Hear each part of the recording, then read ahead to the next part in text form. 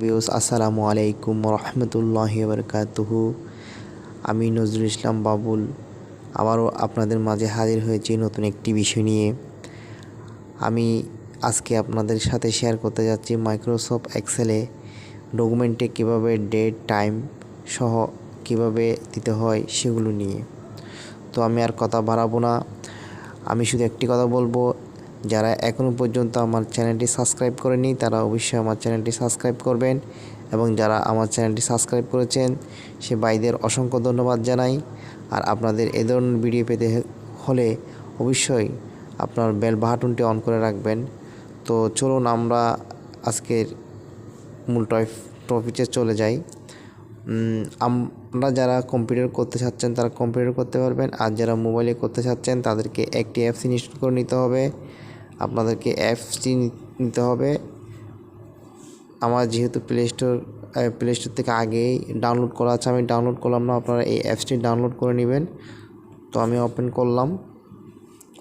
Open করার সাথে সাথে এরকম একটা পেজ আসবে, আপনারা প্লাস আইকনে ক্লিক করে নতুন একটা পেজ নেবেন। তারপর এখানে আপনারা লিখতে পারবেন। আমার যেহেতু আগে থেকে একটি সিট করে রেখেছি আমি সেটাই ওপেন করলাম। ওকে, চলে আসছে। আজকে আমরা দেখব মাইক্রোসফট এক্সেলের মধ্যে টুডে, নাও, ডেট এবং নেটওয়ার্কড এগুলি কীভাবে কাজ করে আমি আজকে এগুলো আপনাদেরকে করে দেখাবো। ওকে, আমি এটা একটু ক্লিয়ার করে দিই যেহেতু পূর্বে ছিল। ওকে, ক্লিয়ার আসছে। ওকে, ক্লিয়ার করলাম।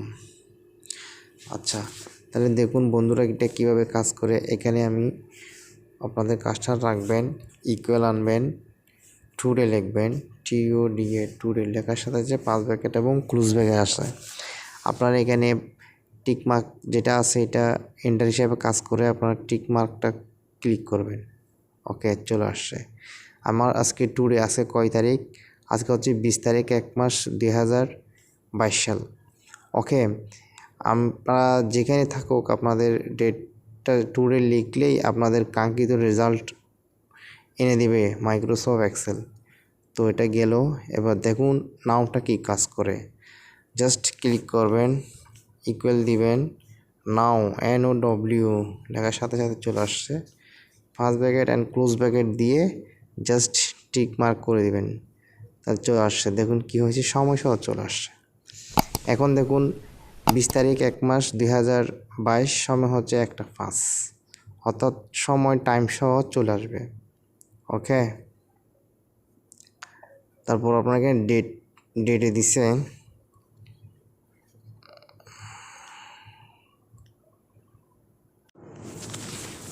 তো আমরা আজকে ডেটটা কীভাবে বসাতে হয় দেখুন।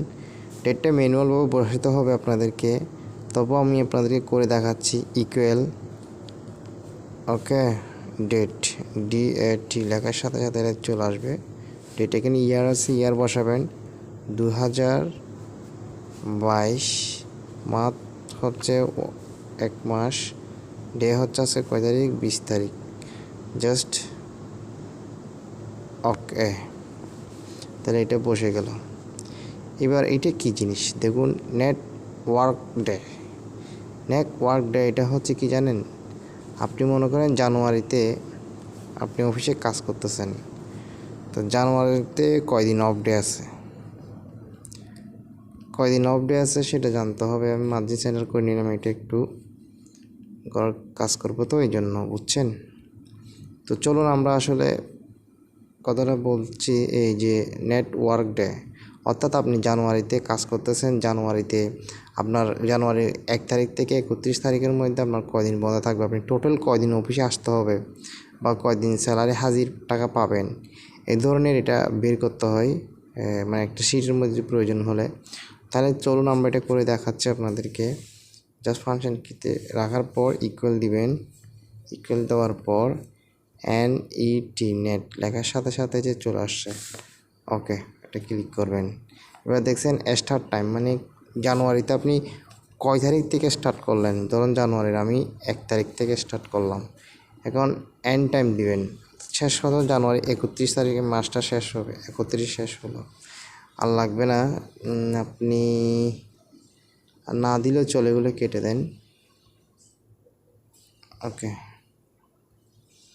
ওকে টিক মার্ক করেন। তাহলে কত আসলো? 22 দিন, অর্থাৎ 22 দিন ডিডি করতে হবে। 22 দিন ডিডি করলে আপনার এটা ক্লোজ হবে।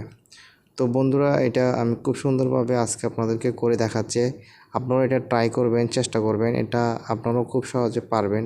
খুব সুন্দর একটা মাইক্রোসফট এক্সেলে এবং টুডে, নাও, ডেট এবং নেটওয়ার্ক কীভাবে করতে হয় আমি প্রত্যেকটি ফেস টু ফেস আপনাদেরকে দেখানোর চেষ্টা করেছি। আশা করি এই ভিডিওটি আপনাদের ভালো লেগেছে।